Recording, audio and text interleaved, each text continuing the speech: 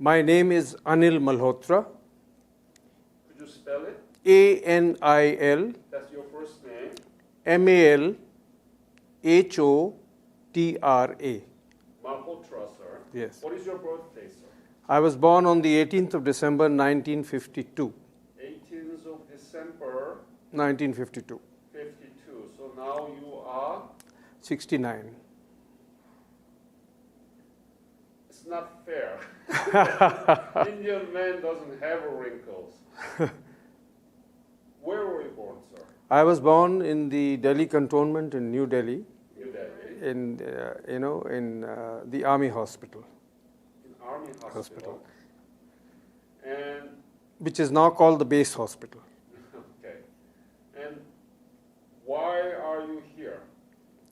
Well, I am here basically because my father was a Korean veteran, war veteran. He was part of the custodian force. And I, as a young boy, whenever we talked about it, I was always interested in history, and I used to do a lot of reading on my own. Though the Indian curriculum at the moment in history does not include the Korean chapter, but I, out of my own interest, had done a lot of research and reading, and it strengthened my belief in Korea once we made a visit there. It was in 2013, and I'm again going this year in November with my wife and see Korean at the peak of its winter. You will have an experience, but before, what is your father's name, sir? My father's name was Brigadier Tilak, Tilak, Tilak, Raj, Raj, Al, R for Aj, AJ, Malhotra. Malhotra. Yeah. And what's his birthday, sir? Birthday was 26th of February 1925. 25. And when did he pass away? He passed away on the 18th of June 2016. 18th of June 2016. 2016. Yeah. So he was 91 years old. Yeah, he was in his 92nd year. 92nd. Please, before we go into the details of your father's honorable service for the Korean War, I want you to briefly explain what you are doing in the Korean War Veterans Association and what is the status of Korean War Veterans Association right now in India. You can talk about how many survivors and what is the Indian contribution to the Korean War. Obviously, it's a 60 parachute ambulance unit brigade and the custodian force, but please explain briefly about these two contributions and the KWVA for the audience, please. So would you start with KWA or KW or start? Whatever you want right. First. Okay, going back to the background of I would like my father's background a little bit? Yeah. My father was born in 1925, as I mentioned, in Peshawar, which is now part of Pakistan. And he studied in Denny's High School, Lahore. Subsequently, he moved to India, and that time it was all one. There was no separate country. And he moved and did his schooling from Harcourt Butler School here. And his father also was an army officer. He was one of the few colonels of the Indian Army in the electrical mechanical engineering branch. He passed out earlier than normal because in those days there was no age limit as to when you can pass the school, and he did it very early. In fact, he was in his MA final year, post-graduation in the Hindu College, Delhi, before getting selected for the army. He's the first batch of the Indian Military Academy, what we call the first course, 1946 December. Okay. There are very few of them left right now. I keep coordinating with them also and keep in touch, but the veterans of the first course are 94, 95, and I think there are very, very few left now. So he then joined the army. He joined the Rajputana Rifles, which is one of the battalions was in the Korean War, what we call the Napiers, 5 Rajrif. And after getting commissioned, he did his various exams in when was he was commissioned in December 46. December 46. Yeah. As a second lieutenant? As a second lieutenant, yes. Yes. Then as a captain, he sat for the Defense Services Staff College exam, and he was one of the toppers. He got a competitive vacancy, and we all moved to Australia in 1956. And we were lucky to see the Olympics at Melbourne in the state of Victoria. And that was an experience. Though, of course, I was very young, but I do have faint memories of Australia being a great, fantastic country to be in. And thereafter, my father came back to India. He did his various assignments, commanded 2 regiments of the same, 2 battalions of the same regiment. That is, he commanded the 3rd Battalion of the Rajputana Rifles. He commanded 7th Battalion Rajputana Rifles. And during the Korean War, he was an adjutant. As I forgot to mention that, he was the adjutant of the 5th Rajrif with the custodian force. I see. From when to when?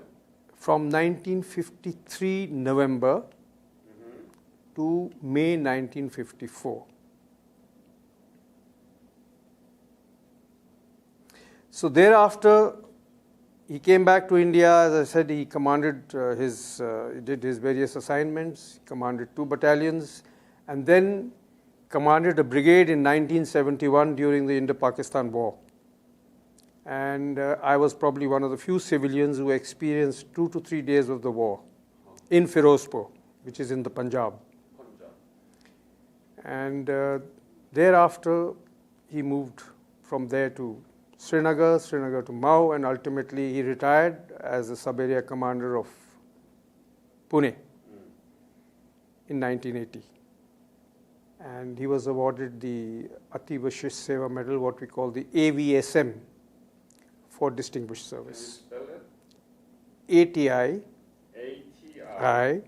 stroke cap, there's Vashisht, VASHISHT,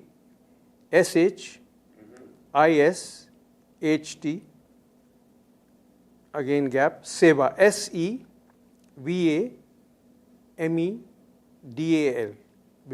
Ati Vishish Seva Medal. Wow. That's for distinguished service over a period of time.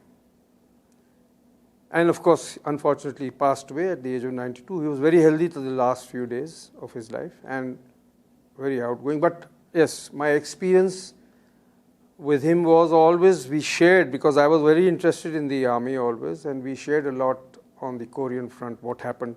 So I got to know a lot about Korea from him.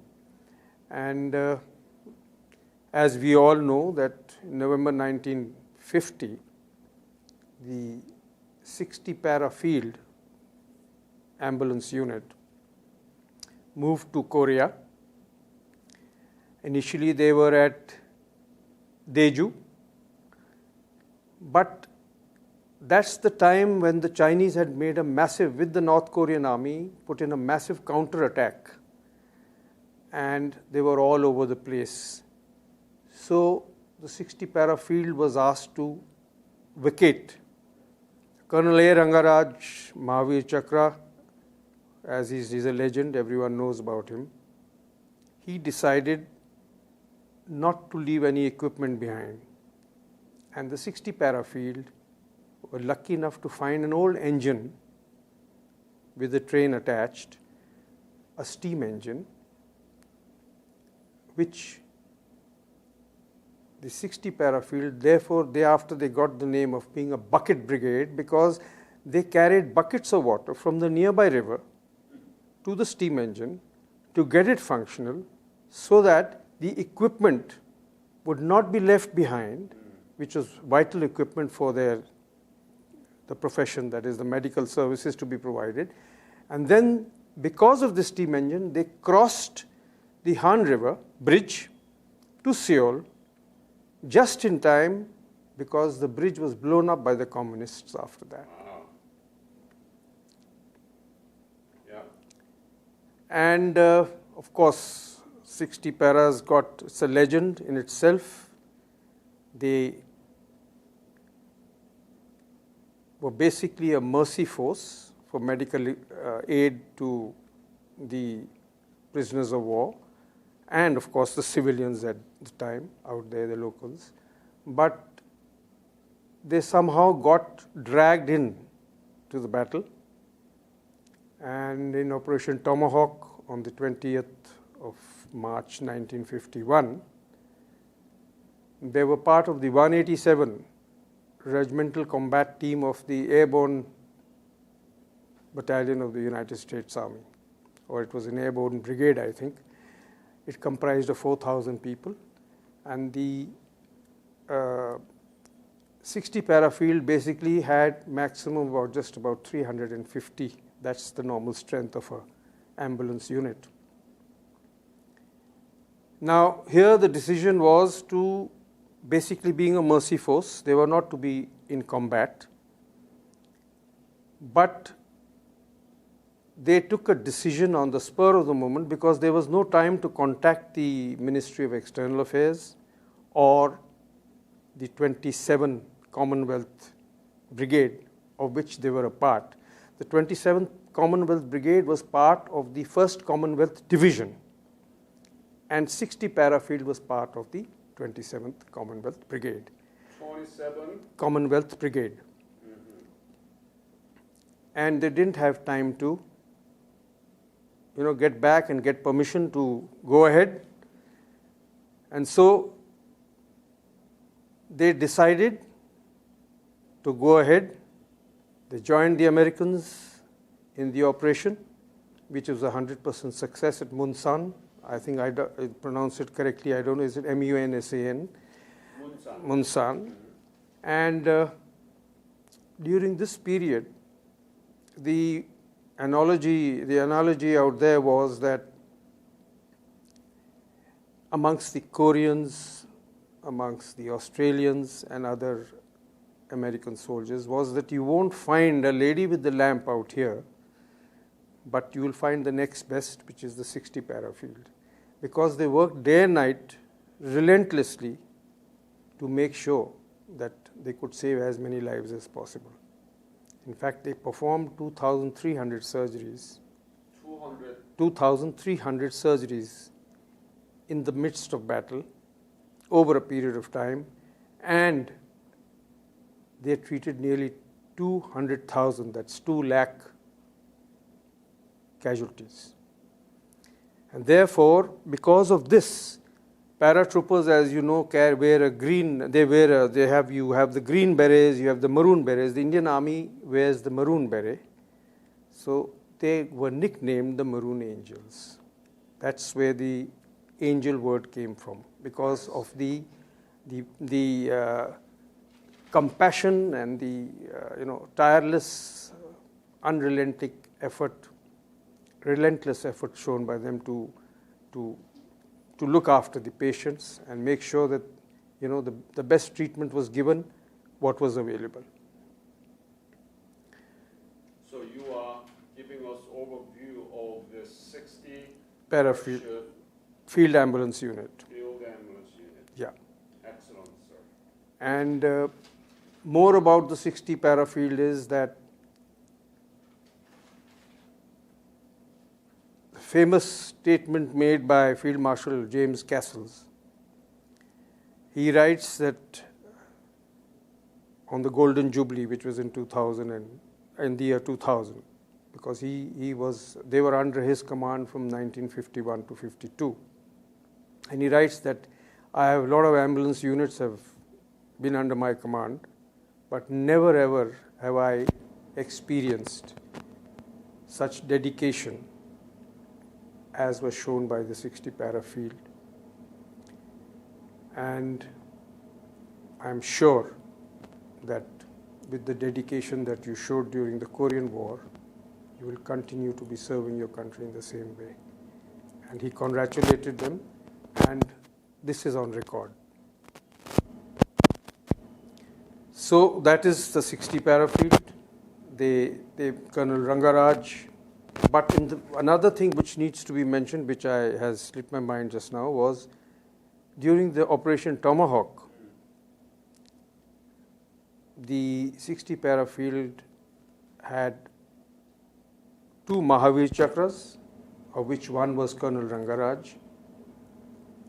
They had 6 Veer Chakras, which is the 3rd highest gallantry award in the face of the enemy. And they had 1 VRC and bar. That means a particular officer or a soldier gets a Veer Chakra twice. Oh. Once may have been earlier, and the other time was during this war. So we call it VRC and bar. And 25 odd mention and dispatches, where you performed more than the call of duty, but not sufficient enough to be getting a gallantry award. Though you get a medal for it, but it's not a gallantry award like a Mahavir Chakra or a Veer Chakra or a Paramveer Chakra. It's not like that. Paramveer Chakra is the highest, followed by Mahavir Chakra and then the Veer Chakra. But that's in the face of the enemy, where your call, you do much more than what the call of duty demands. So that's in extreme adverse conditions that you get it. When you stand up brave and you're ready to take on the enemy or ready to sacrifice your life, and you do come out alive at times. And thereafter, 60 para fields legend is carrying on. That's how it is. And of course, about the custodian force. Please give us an overview. My father was part of the custodian force, yes, which actually moved in November 1953, and they were there till 1954, May. The moment the custodian force moved into Korea, then Mr. Syngman Rhee was the president of the ROK. He was against them landing on his soil. In fact, he had also mentioned that if they do, then he would take necessary armed action to ensure it doesn't happen. But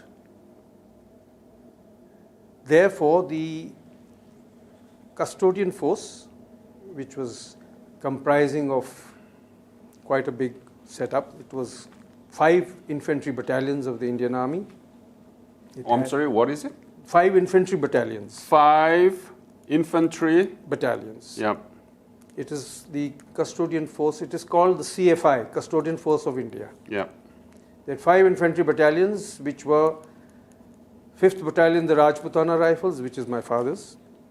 Then they had 3rd Garhwal, 3rd Dogras, 2nd Paras, and 6th Jat.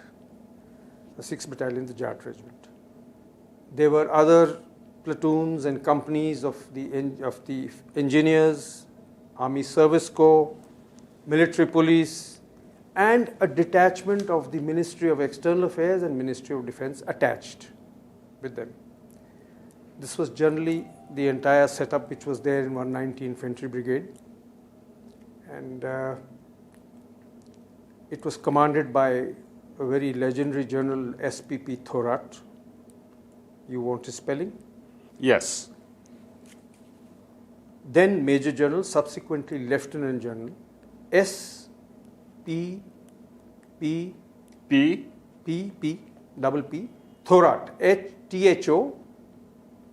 Thorat. South Korea is a democratic country in the top 10, probably the top 8 economies of the world. They've grown leaps and bounds after what happened many, many years back. Yes, they are very, very advanced, and we can make out from the industrial development there and all the technology which comes here to India as well. And the South Koreans as a people were very, very affectionate. We found no difficulty, and most of them can speak English with ease because they are studied in the United States.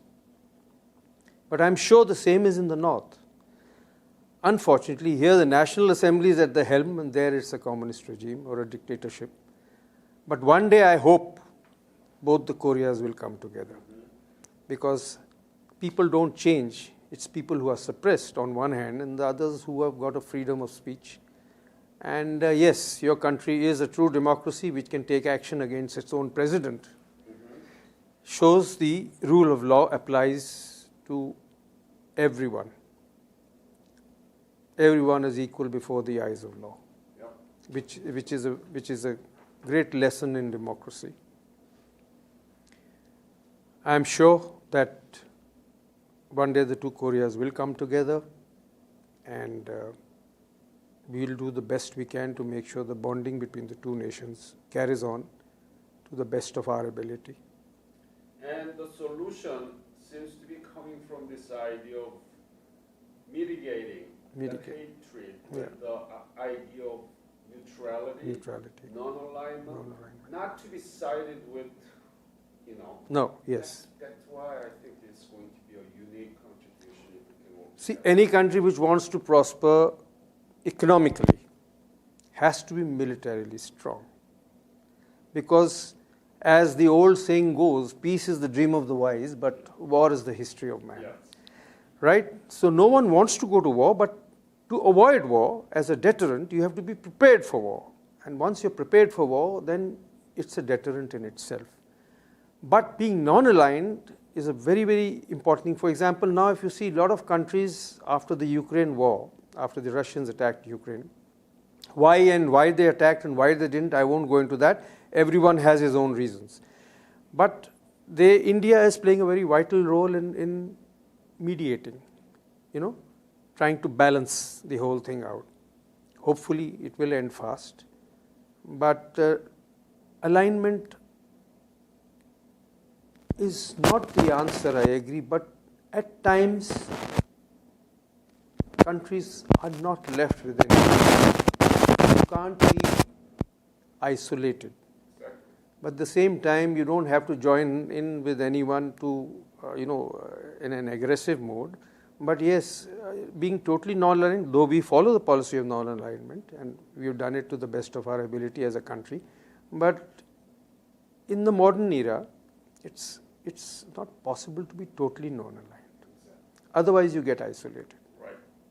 But still, because it's a rarity of being non-alignment, that's the kind of ideas that we need to introduce. Yes, this is what needs to be propagated and inculcated in the modern generation, and all and sundry across the country, and across the various other countries of the world, which will take a long time.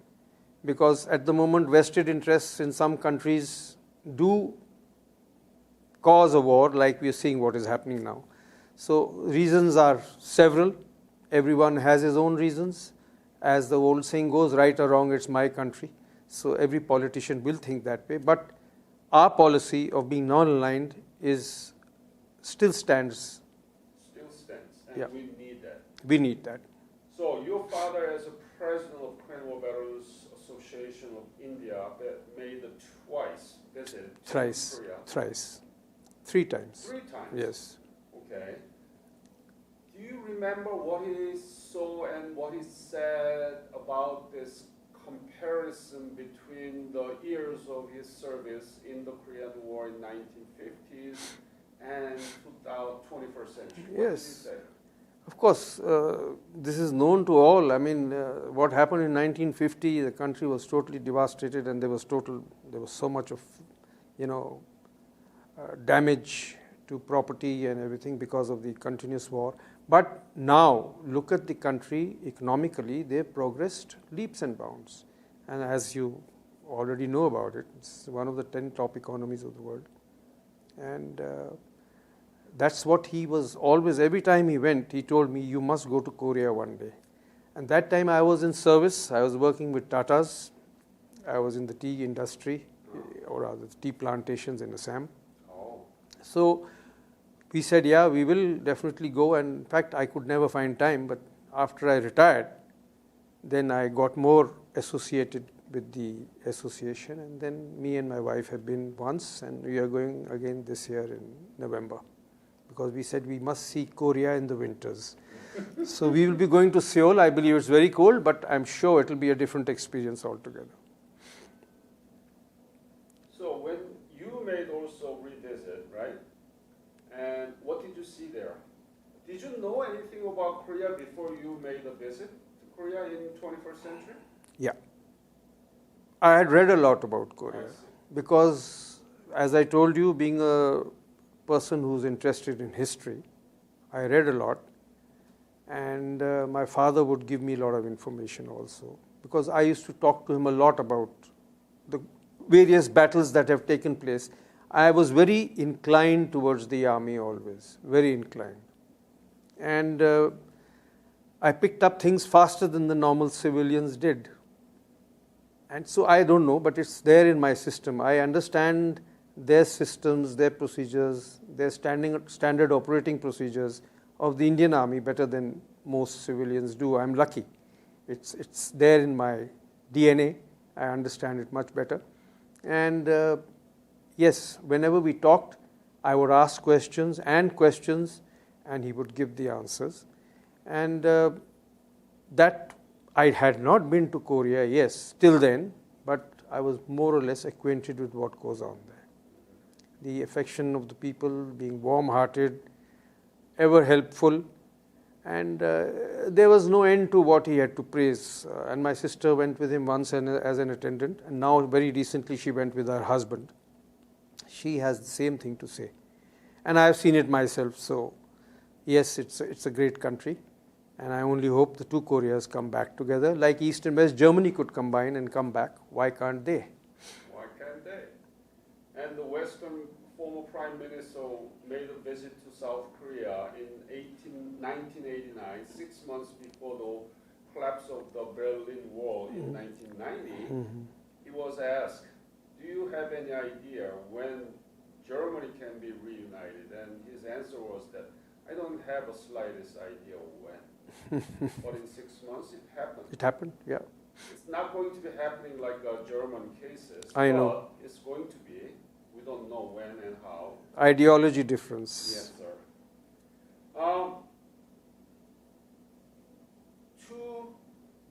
To make this whole legacy of 60 parachute ambulance unit and the custodian force quite different in terms of their functionality that contributed, but in order for us to be able to gather all these things, I think we need to do several things, sir. We need to have access to the documents and historical artifacts that unit has, right, in Agra, right? And then we need to get access to the custodian forces too, right? And then we need to have an archive of this, scanning this, and then let Indian teachers analyze those with the teamed up with the American teachers who's been doing Correct, this. correct. And then bring the expert. Yeah. But at the same time, all the artifacts that our descendants brought need to be scanned and digitized and analyzed. Collated. Yes, sir. So would you be willing to establish kind of committee of doing Yes, those surely we will. In fact, Brigadier Banerjee and Vikram Tulli mentioned that. We are very active. Well, I am a senior citizen, but I don't consider myself a senior citizen because Not yet. with God's grace, I am very fit still. So we will put in our best to ensure that whatever best we can do to make sure that this doesn't die a natural death. Everyone must know what happened in 1950 and between 50 and 53, and what was the circumstances under which we were on in South Korea, and how we managed to, get things under control in the best possible way, without being aligned, without using force. And of course, 60 Parafield is a legend. They will never be forgotten. And lest we make sure that lest no one forgets. Absolutely. No one should forget. Yeah. So as soon as you have some idea and bring it to kind of reality, please update me, Yes. and so that we can join you together. So, Sure. yeah. Thank you. And I think you need to write an introduction about the background of this Indian contribution to the Korean War, because you know all this too, and you are the historian. So I wish that you can write an introduction. Sure. And that's how we started this. And I made an introduction. I invited Scholar to make another introduction. So it will be something that our younger generations in India will learn from. Yes, surely they will. And as I mentioned, India is second biggest market in the world. 1.1 billion. 1.3 billion. 1.3? Yeah. Wow, it's 130 crores, that's 1.3 billion.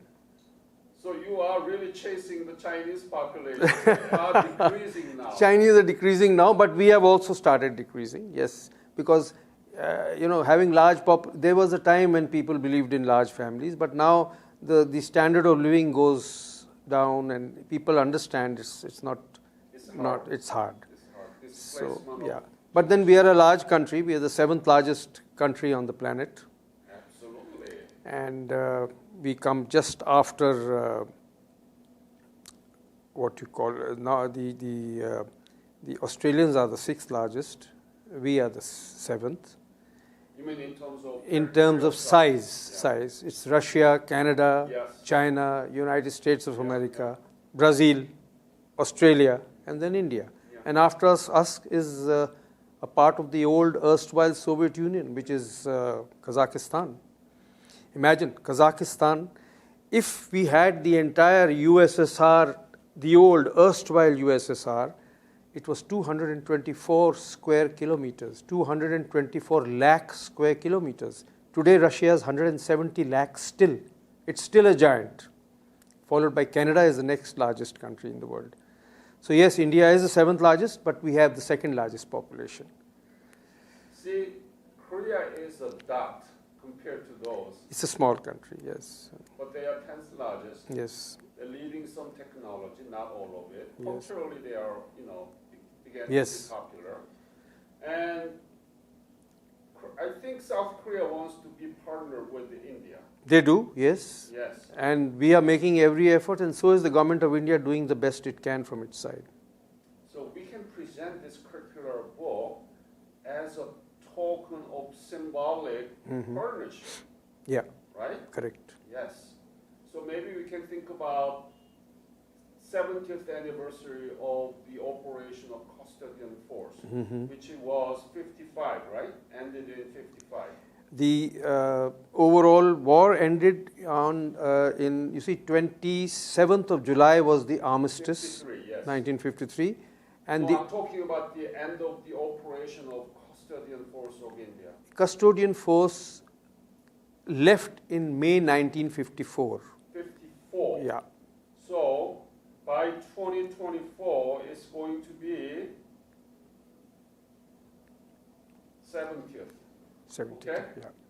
How about that? 2 years from now. 70th anniversary of the Indian contribution to the Korean War. Yes, okay? that's right. The ending of custodian forces. Correct. We may present this curriculum book for the 70th anniversary. Maybe that's where that I can host the World Congress here. What do you think? Yes, definitely. That'll be great. So now there is everything set. We have to finish it, okay? Right. The ball is rolling. Yeah. We started the ball rolling. Yes. We don't have much time. It takes a lot of time to build the curriculum book. Yeah. Yes, it does. Yeah, and it's not just memory. It has to be inquiry-based. So we need to work with the Indian we need to select the best Indian writers, okay? But has to be teacher. Wow. We need to work fast. Yes, we do. Let's work together, sir. Sure. Thank Yes, you. sir. Thanks a lot. What would you say to your father about this whole thing?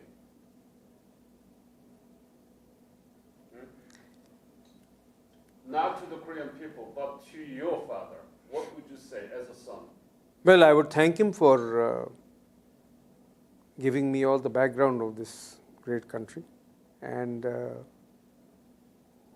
literally telling me time and again that you must get into it. And that's how I got involved with the Korean Association. And this is how the legacy carries on. We have to make sure that it carries on. and the next generation after us also is not so inclined, but it's our job to make sure they do get inclined. At least they must know what happened, because we can't allow this legacy to die a natural death. So any other particular memory with your father that he mentioned on his service other than the revolt and others? What did he say? Anything you want to share more? He used to tell us that as I mentioned earlier, that it was a major task keeping the POWs, in the 23,000 odd POWs, and make sure that none of them get hurt, because if they learned and they had their own system of intelligence, of their networking, finding out any particular person who's wanting to repatriate, he would disappear from there. So this was a big task. It was a Herculean task. At the same time, you were supposed to deal with them in a very diplomatic manner, ensure their rights are not violated. At the same time, discipline had to be maintained. So it was not an easy task, and without using force. So yes, as I was giving you that particular incident, when General Thorat went and then they captured Major Garewal, the 6th Battalion, the Jat Regiment, they are ferocious fighters. The Jats are ferocious fighters, like several other, all the regiments which have been in war have shown their valor. It's not that any particular regiment has done, but they were willing to go and assault. They were willing to charge the prisoners of war. It was General Thorat's presence there that avoided an incident which could have been, would have brought a bad name to our country as such. So it was a very volatile situation. Had they gone, they would have also taken these guys on and made sure that because they were worried about their officer who was in their custody.